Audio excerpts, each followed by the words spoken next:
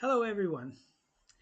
Good morning, good afternoon, good evening, whatever time you are in. We are here to do the lesson. We're going to do Unit 23.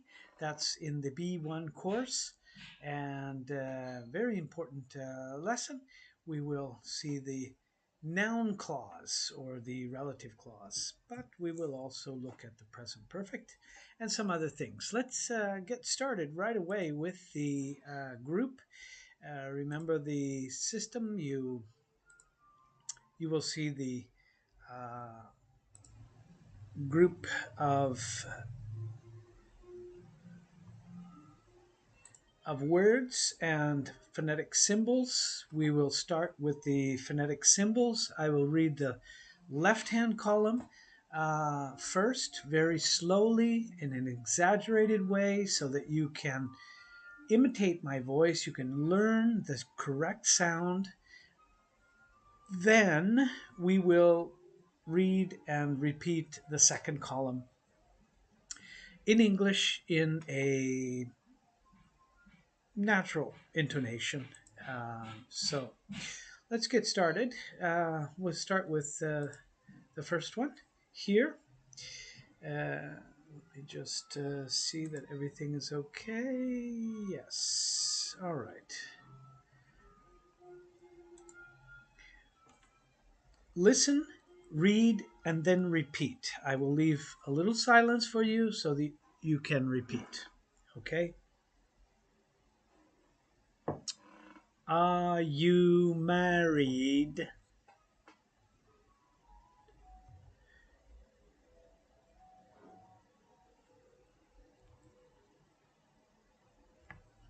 1 second, I have to make it a little bit smaller.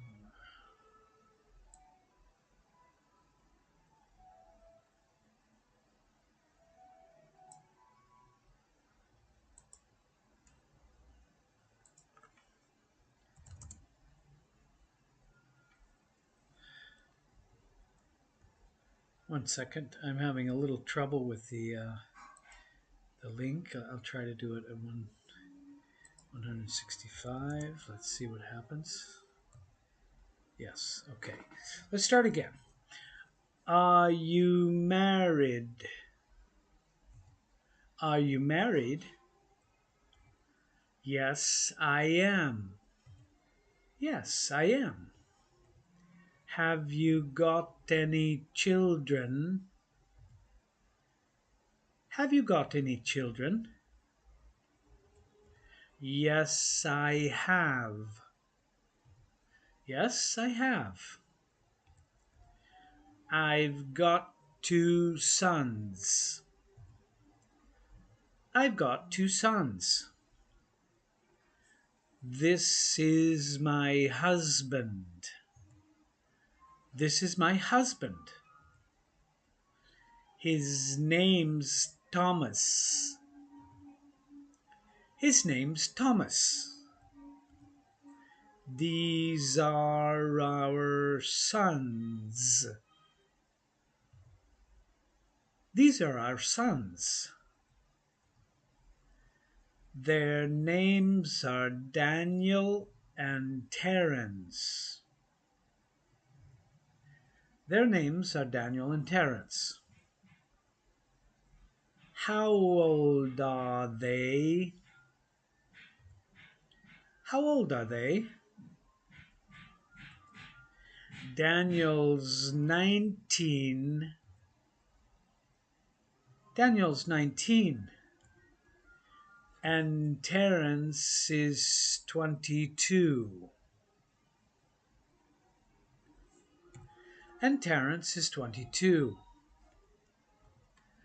20, 30, 40, 50. 20, 30, 40, 50. 60, 70, 80, 90. 60, 70, 80, 90. That's all for now. That's all for now. Any questions? Any questions? Could you tell me? Could you tell me where I can get a ticket? Where I can get a ticket? Do you know? Do you know if the last train has left? If the last train has left, most accidents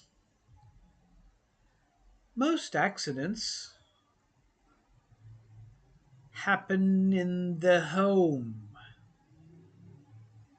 Happen in the home.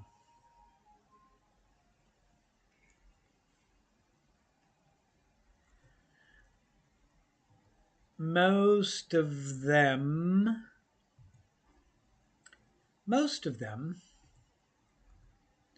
could easily be avoided. Could easily be avoided. Thank you so much for all you've done. Thank you so much for all you've done. You've been very kind. You've been very kind. I really appreciate it. I really appreciate it. It was nothing. It was nothing. I'm glad I could help. I'm glad I could help. That's what friends are for. That's what friends are for. My Max and I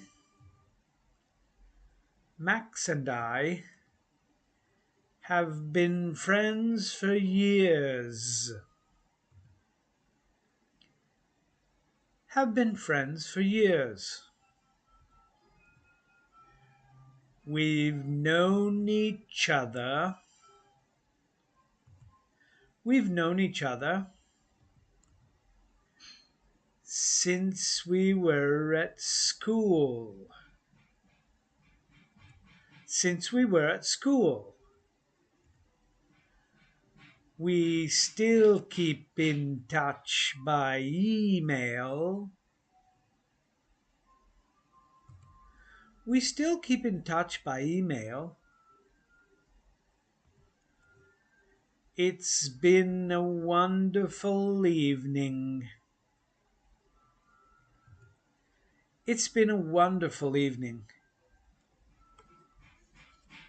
I had a really good time. I had a really good time. It was a pleasure. It was a pleasure. Okay, let's go to the second group now. We will start and continue the same procedure. I do hope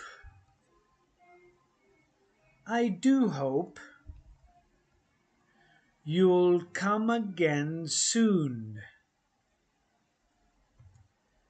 You'll come again soon.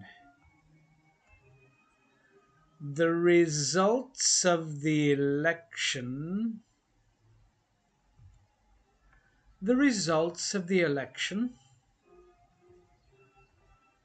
were disappointing. You look like you've had a bad day. You look like you've had a bad day. Is there a post office near here?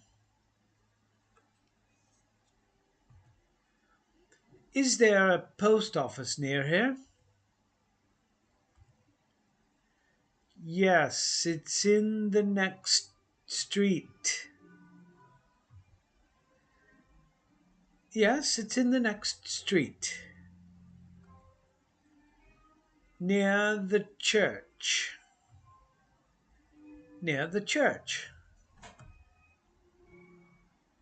Where's the men's department?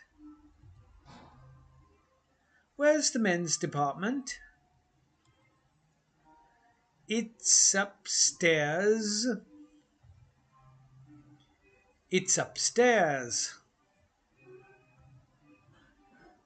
On the first floor. On the first floor. Where are the stairs? Where are the stairs?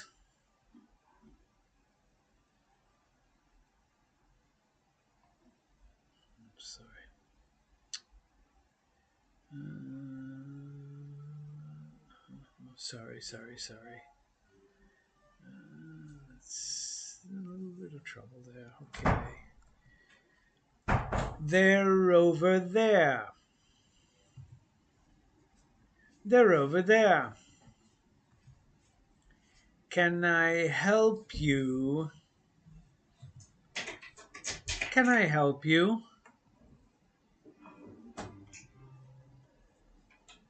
Just looking, thank you. Just looking, thank you. How much is this shirt? How much is this shirt? How much are those sunglasses?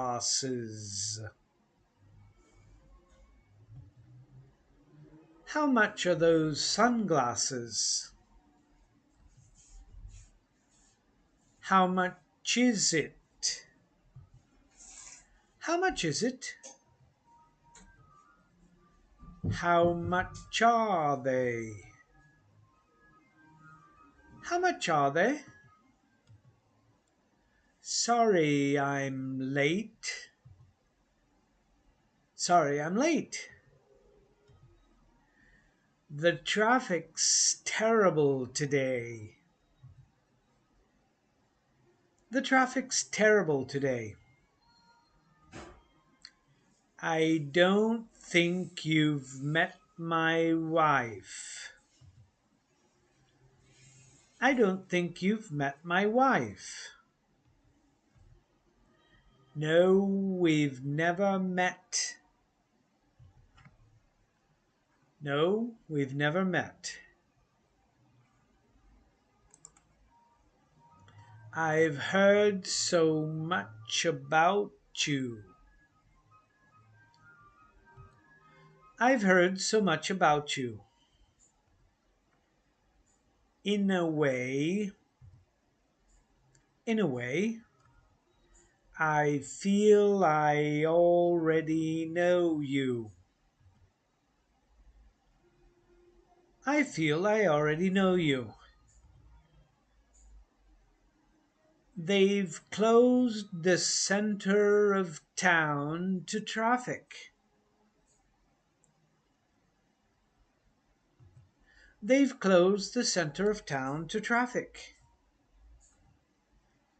How long has it been closed? How long has it been closed? Since Sunday. Since Sunday. Do you know? Do you know if the printer's been fixed yet? If the printer's been fixed yet? No, it still isn't working. No, it still isn't working. Lightning never strikes. Lightning never strikes in the same place twice. In the same place twice. Okay, now we've finished the pronunciation part. If you're not familiar with the phonetics, I suggest that you click the link below on the website, virtuale.com. Follow the phonetics course, and in 2.5 hours, you can learn all of the IPA symbols, especially the ones that are referring to the English language. Very, very useful. Now, repeat this group as many times as you can. If you have a problem with one particular phrase, just go back, repeat, go back, repeat, go back, repeat as many times as possible. There's nothing better than doing these exercises. Nothing better. Grammar exercises? Pooh. No way. Don't waste your time. Do this. This will develop everything. Give you the code, give you the sound. You'll read the word and you'll hear the sound, so you'll connect on the pronunciation. Your spoken English will be much better. You'll see. Okay, so now we're going to go to the grammar part of this lesson. Just before we do that, I just want to remind you to hit the subscribe button, click the bell, and receive all of our notifications so that you can see all of the new uh, videos. We'll be progressively going through this course, and time to work. Okay, let's just do that and take that off here finally. All right, we're going to now look at the web page. Okay, let's see this. This is 23 grammar. Expressing purpose with in order to and for. Notice the difference. Why did you go to the post office? I went to the post office because I wanted to mail a letter.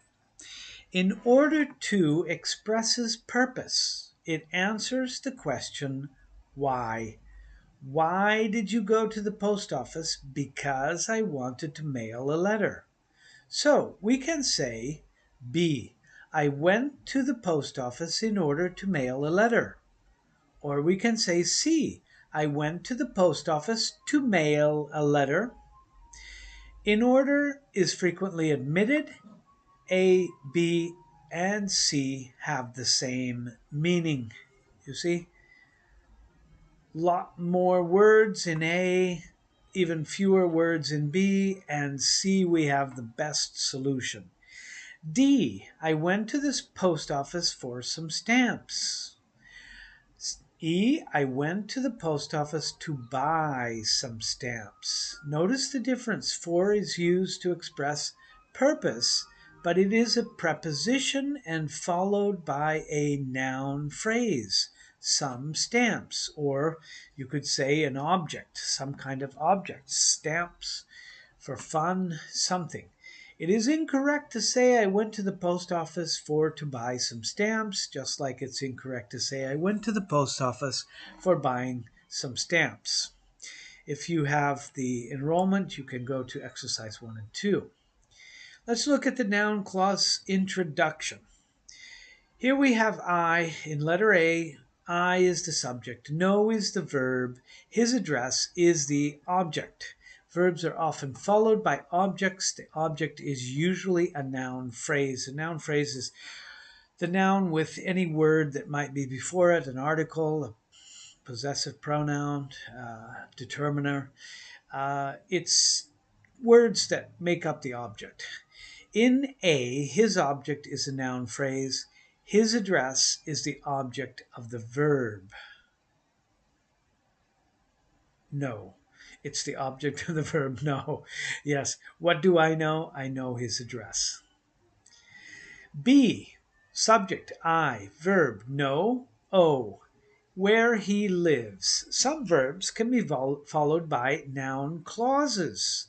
In B, where he lives is a noun clause, where he lives. He is a new subject, lives is a new verb. We have two subjects, two verbs in the same sentence. Where he lives is the object of the verb to know. What do I know? I know where he lives. C, I know where he lives. A noun clause has its own subject and a verb. In C, he is the subject of the noun clause. Lives is the verb of the noun clause. You see, he lives. We have that inside the noun clause. Now keep in mind that this is a dependent clause. It depends on I know. I know is the main clause, the main phrase. D, I know where my book is. A noun clause can begin with a question word. Where my book is can begin, okay? E, I don't know if Ed is married. A noun clause can begin with if or whether. If and whether in these kinds of sentences are the same. I don't know whether Ed is married. This is not weather like rainy, sunny, cold, and wet. This is weather like if. It has an H. It has two H's, actually. F, I know that the world is round. A noun clause can begin with that. I know that the world is round. That initiates this noun clause. What do I know? I know that the world is round. Phrase is a group of related words. It does not contain a subject and a verb. A phrase. A clause is a group of related words. It contains a subject and a verb. Okay, that's not so important. Let's look at a little bit more with this indirect question, because indirect questions are another word for noun clause. Indirect questions are similar to reporting speech. The reporting verb is usually ask, but you can also use a question to introduce the indirect question. If the indirect question asks for information, you will find the question word in the middle of the sentence. In the middle. Could you tell me where I can get a ticket? Where is the question word, but look, it's in the middle of the question. Could you tell me is a real question. This has auxiliary, subject, and infinitive order. If the indirect question asks for a yes, no answer, you will find if in the middle of the sentence. Do you know if the last train has left? If the last train has left is the indirect question, because the indirect question responds to the question, has the last train left? Yes, it has. No, it hasn't. So it's a yes-no question. Do you know is the real question, and do you know is also a yes-no question. In a real question, the word order is kasi. Students, this is very, very important. You have to get this into your head. Kasi, kasi, kasi, question word. Who, what, when, where, why, how much, how many, which, a lot of alternatives here, but question word first. Notice here that we don't have the question word in the beginning, we have it in the middle. That's how you know that that is not a real question, because a real question must start with a question word if it's about information. Okay, if it doesn't have a question word, regardless, you're going to find the auxiliary verb to be, do, did, will, can, shall, would, etc., etc., etc. All of those auxiliaries are either the first word in a information question or the second word in a question with question words. Question word, auxiliary, subject. And then we have infinitive. In progressive structures, we're going to see the verb plus ing. In the perfect, we will see the verb plus ed, or the third form. But this is really a very, very big success if you can remember this.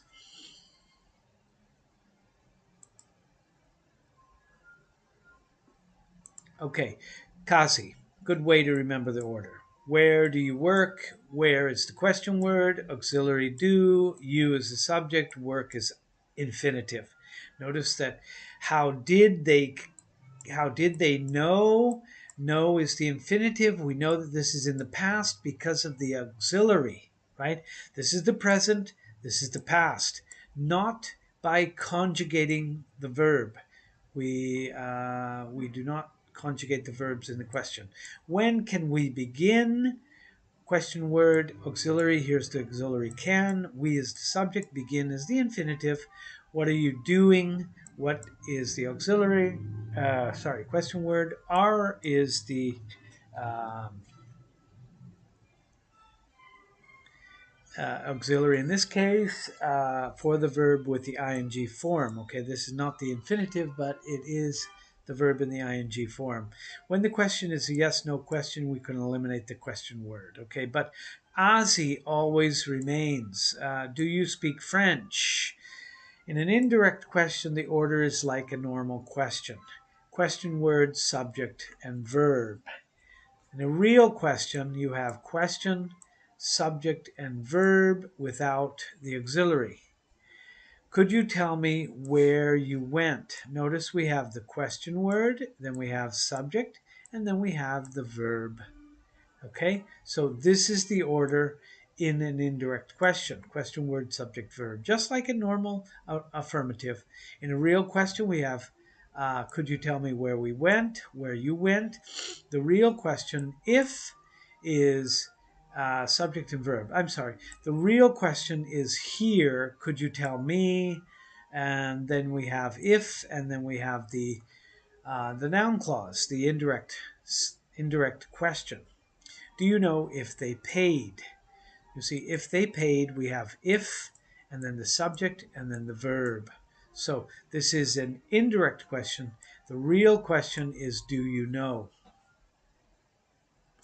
If you have access, you can do exercise 6 and 7. Let's look at a few other points of grammar here. Most of, a number of, and the number of. Okay, when speaking in general, you can use most to refer to a quantity of an unspecific group of people or things. I'm just going to make that a little more. Okay, most accidents happen in the home. The major part of accidents in general, most accidents, I'm talking about accidents in general. Instead, if you are speaking specifically, you should use most with an of. This limits the number to a specific group or a subgroup of a general group. Most of them could easily be avoided. Them refers to a subgroup of all accidents. Look at the difference. Most accidents, I'm talking about every accident that can possibly happen in the most general sense. When I talk about most of them, I'm talking about the accidents. All accidents, I'm talking about most of all accidents, could easily be avoided. Similarly, a number of refers to a specific number of a quantity of a group of people or things. The verb is always singular. A number of students are present for the exam. So we're talking about a certain number of students. So this is a singular. The number of, the verb is not always singular. This is plural. Sorry, it's exactly the opposite. It's always singular. And let's just move this down here.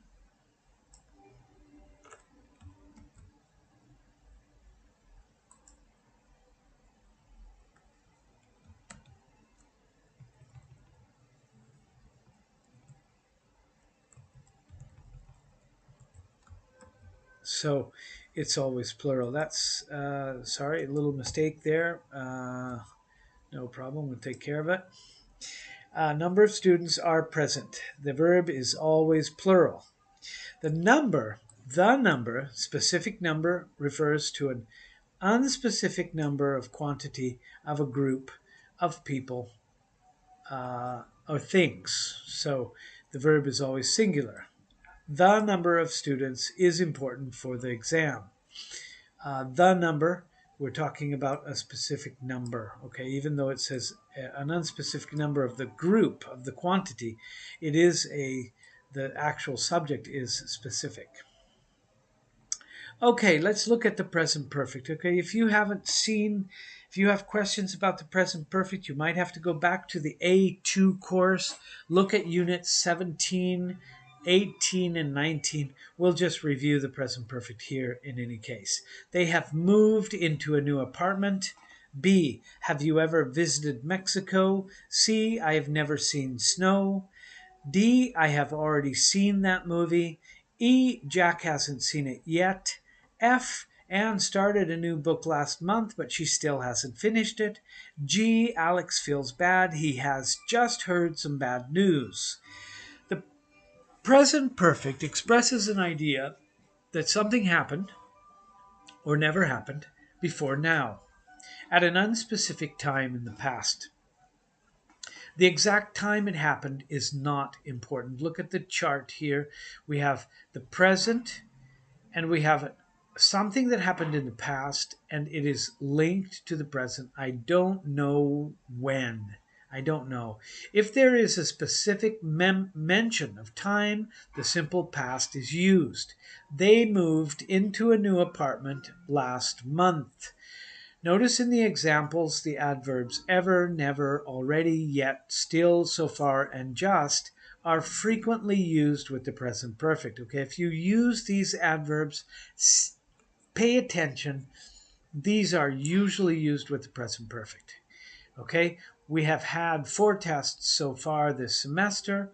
I have written my wife a letter every day for the last 2 weeks. J, I have met many people since I came here in June. And K, I have flown on an airplane many times. Okay, now H, I, J, and K, we have the idea of many times. This thing happening different times, but we don't know exactly when. Okay, present perfect also expresses the repetition of an activity before now. The exact time of each repetition is not important. So I have flown on a plane many times, many times. It's not important when that happened. You see, I'm not talking about a specific event in the past. I'm talking about something that is happened before now and an unspecific time. Present perfect. Okay, let's look at L, I have been here since 7 o'clock. M, we have been here for 2 weeks. N, I have had this same pair of shoes for 3 years. O, I have liked cowboy movies ever since I was a child. P, I have known him for many years. Repeat these sentences. These are key sentences, okay? Repeat them. The present perfect, when used with for, and since, also expresses a situation that began in the past and continues to the present. In the examples, notice the difference between since and for. Since is a particular point in time, since 7 o'clock, since I was a child. For is a duration of time, a period. For 2 weeks, for 3 years, for many years. Those are periods, okay? If you have access, you can do exercise 9 and 10. Let's continue to look at the present perfect. A, I have finished my work. B, the students have finished chapter 3. C, Jim has eaten lunch. We have the statement have, has, plus the past participle. The third form of the verb, have finished, have eaten, has eaten, sorry. Has is third person singular. The contraction, I've, you've, we've, they've eaten lunch. E, she's, he's eaten lunch. F, it's been cold for the last 3 days. The pronoun have can be contracted to v. The pronoun has in the third person singular can be contracted to S. Repeat these sentences. I haven't finished my work. Anne hasn't eaten lunch. In the negative, we put not between the auxiliary, has, and the past participle. The contraction, have not, becomes haven't. Has not becomes hasn't. Have you finished your work? J. Has Jim eaten lunch? K.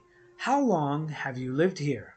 In the question, have has plus the subject plus the past participle. Okay, in a way, this is always Aussie. You have the auxiliary, you have the subject, and then instead of having the infinitive, you have the past participle. L. Have you seen that movie? Yes, I have, or no, I haven't. M. Has Jim eaten lunch? Yes, he has, or no, he hasn't. In the short answer, have, haven't, or hasn't. The helping verb in the short answer is not contracted with the pronoun. We do not say, yes, I've, or yes, he's. We say, yes, he has. Okay, it's not contracted. Okay, it's cold today. It is. That also is with an S. It's the same. It's been cold since December. It has. This is has. This is it. They are both possible. You have to understand the difference. Okay, how do we understand the meaning of the present perfect? Okay, look at these two pictures. Jim has eaten lunch. Anne hasn't eaten lunch. Okay, now let's look at this picture a little closer. We can see there is evidence that the lunch is finished in Jim's case. In Anne's case, instead, she has her tray and she is looking for a place to sit. She is starting to eat, so she hasn't eaten. So it's something that happened before now, or something that didn't happen, hasn't happened, like in Anne's case. Jim has already eaten lunch. This is a time before now, but we don't know exactly when he ate. It's not important. Anne hasn't eaten lunch yet. She hasn't eaten. That experience has not happened up to the present. Maybe she will start eating lunch in 1 second. But when I speak, she hasn't eaten lunch yet. Have you ever eaten at the restaurant? Have you ever eaten is the question. So I'm asking about if that has ever happened. The present perfect expresses an activity or situation that occurred or did not occur before now at some unspecific time in the past. In A, Jim's lunch occurred before the present time. The exact time is not mentioned. It is unimportant or unknown. For the speaker, the only important information is that Jim's lunch occurred in the past, sometime before now. He wants to render this idea present. That's why it's called present perfect. Not because it is happening in the present, but because the event or the situation has some link with the present. Pete has eaten at that restaurant many times. You see, it's before now. He's eaten 1, 2, 3. I have eaten there twice. An activity may be repeated 2, several more times before now at unexpected times in the past, as in B, D, as in C, D and E, Pete and I. Let's look at the second meaning of present perfect. The situation began in the past and continues to the present. Now, this is a little more difficult because I don't want you to think too much about continuing. Continuing, that's progressive, okay? But you can use this idea to help you to understand the present perfect. You see, if I look at now, I have 10 a.m., the action is in progress. Right now I'm speaking and I say we have been in class since 10 o'clock this morning. Or I have known Ben for 10 years. I met him 10 years ago. I still know him today. We are friends. So both of these actions, to be in class, we are in class, or to know Bob, really are still continuing. These are continuous ideas, but they're not continuous verbs. When the present perfect is used with since and for, it expresses situations that began in the past and continue to the present. Class started at 10. We're still in class at the moment of speaking. We are in class since 10 o'clock this morning is not a good sentence because we are is the present tense. I cannot use since with the present tense.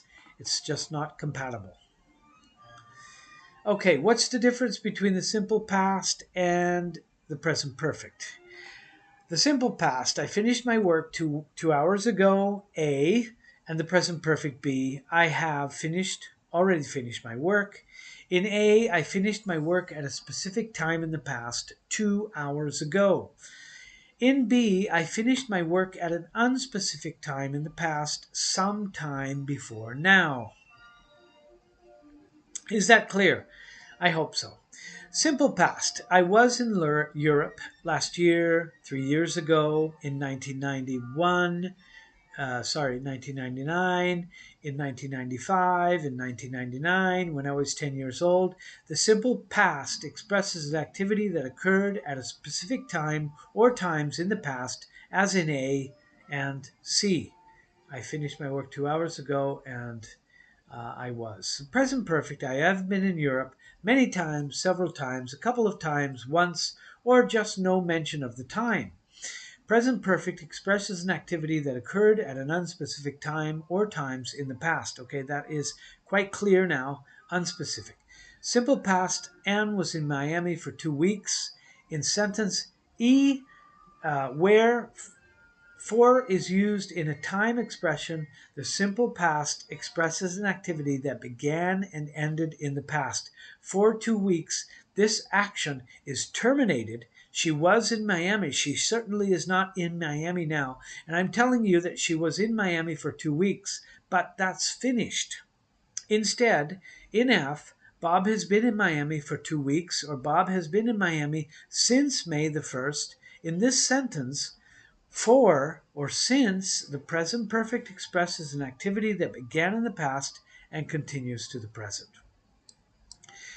If you have access, you can do exercise 12. Okay, let's look at since and for, and then we'll stop. Okay, I have been here since 8 o'clock, since Tuesday, since May, since 1999, since January 3rd, 2001, since yesterday, since last month. Since is followed by the mention of a specific time in the pointed time, an hour, a day, a month, a year.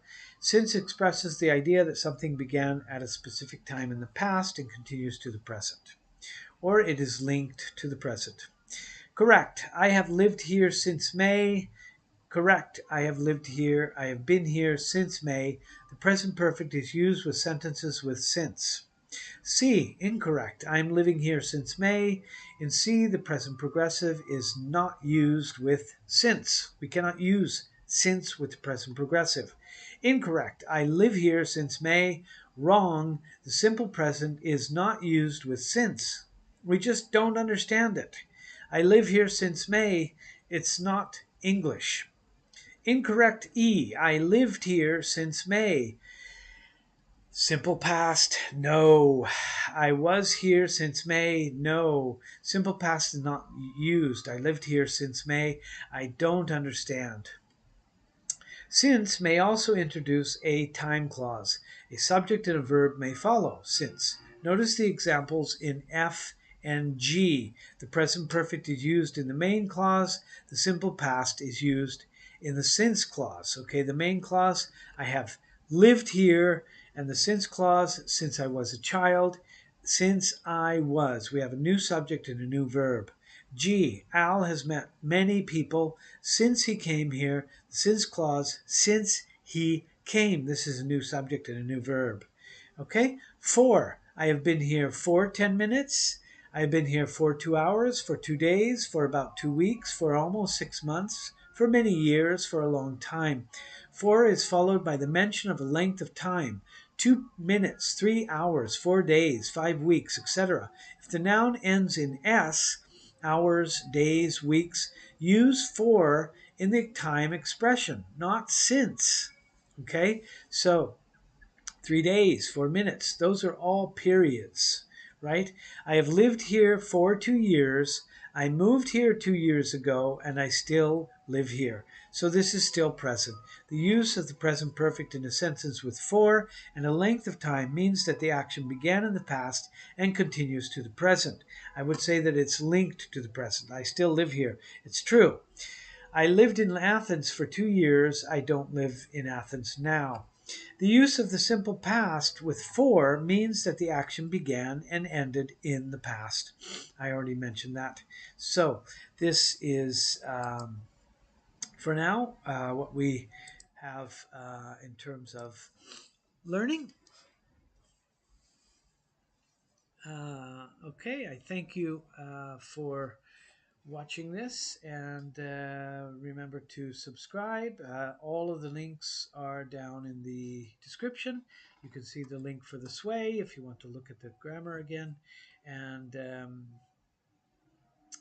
thank you. I'll see you next time.